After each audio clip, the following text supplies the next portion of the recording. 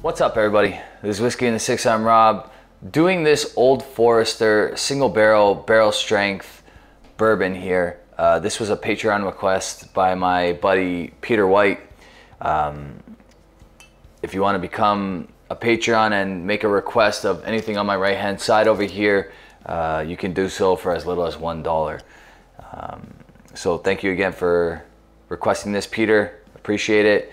67%, 134 proof. That's almost hazmat levels, if not already. This is a pick from Vine Arts. It was their 10th birthday pick. So back-to-back reviews from bottles I picked up at Vine Arts and just haven't gotten around to reviewing them. So this is why the Patreon request program is great for me, because I do bottles that I don't necessarily get a chance to get to. So this has been a lot of fun. Hoping it continues. All right, so this sat for quite a bit of time and had a lot of time to open up. Rightly so, because it's 67% ABV. All right. So peanut brittle, almost like a peanut butter on the nose. The nose is light years better than when I first opened this bottle. And I guess that's just because of how heavy ABV it is. My guess is that it's around 5-6 years old, maybe a little bit older. It doesn't say anywhere on the bottle. As far as I can read, I don't have my glasses on, but I don't think it says anywhere. My guess is around 6-7 years old, maybe 8. It's about $120 if I'm not mistaken, maybe a little bit less Canadian. Great nose. One of those bourbon noses that I really look for when selecting a bourbon. It's either this or a wheater. I want like that peanut brittle, peanut buttery kind of note with the caramel, graham cracker kind of note. Or I want like a wheater, which is, I find, cherry forward. And then you have like the stuff like Jack Daniels that's banana forward, or there's some that are very like Coca-Cola forward. I find like George T. Stagg is very Coca-Cola forward. Those are all really nice, but this is one of the profiles that I'm looking for. On the palate,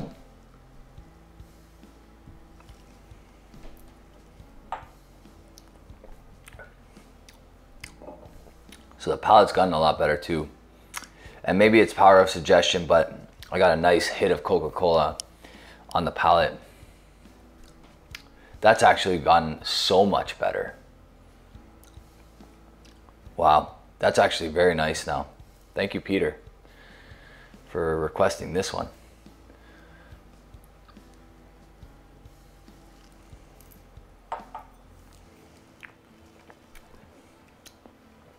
Now that I think about it, yeah, it was about $100 Canadian, if memory serves me correct. Maybe a little bit less. Maybe it was $70. I'm drawing a blank. I feel like it was anywhere between 70 and 100.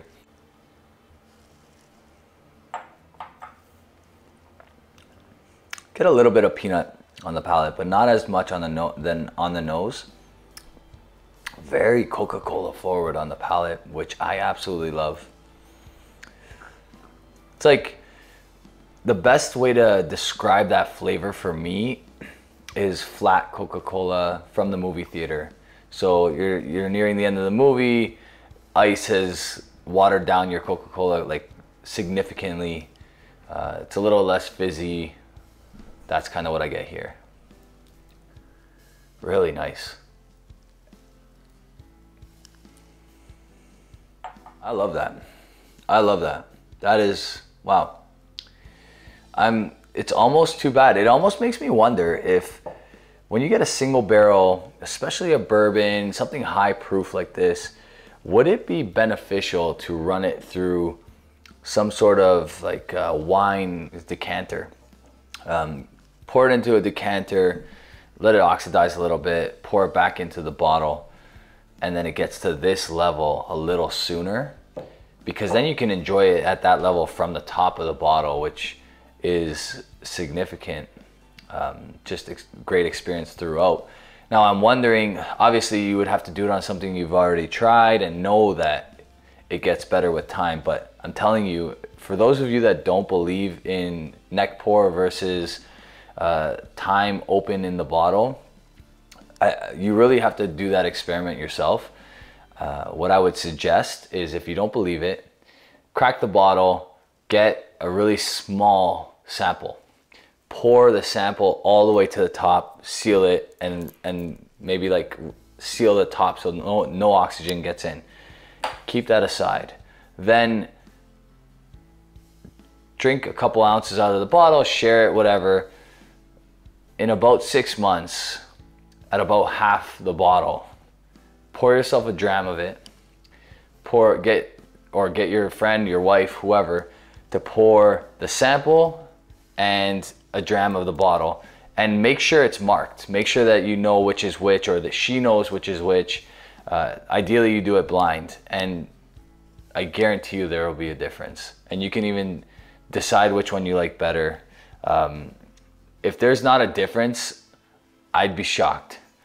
So there's a lot of people out there that don't believe in neck pour versus halfway down the bottle, whatever it is. There's no oxidization that happens. Nothing chemically happens apparently. I don't buy it. That's just my 2 cents. Bro science, I guess you want to call it, because there's no real science behind what I'm saying, just experience. But anyway, I digress. Last sip, I'm going to give this one a mark.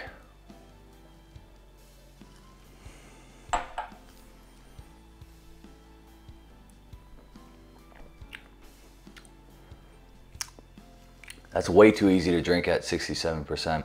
It's hot, don't get me wrong, but it got so much better. If I would have marked this when I opened it, I probably would have given it like an 83, 84. This is an 87 for me. Very, very good. Based on my new scoring, that's an excellent mark. And I'd pay $100 for this bottle, no problem. That being said, I don't know if I paid like 70 bucks for it, so there's always that. But if I paid 70 bucks for it, that was a great deal. If I paid 100 bucks for it, I'm very happy with that purchase, because this turned out to be great, and I still have quite a bit of the bottle left. So thanks again, Peter. Hope you like this video, guys. If you like it, give it a thumbs up. If you really like it, hit the subscribe button if you haven't already. You can follow me on Instagram, Twitter, Facebook, and support this channel on Patreon. Cheers.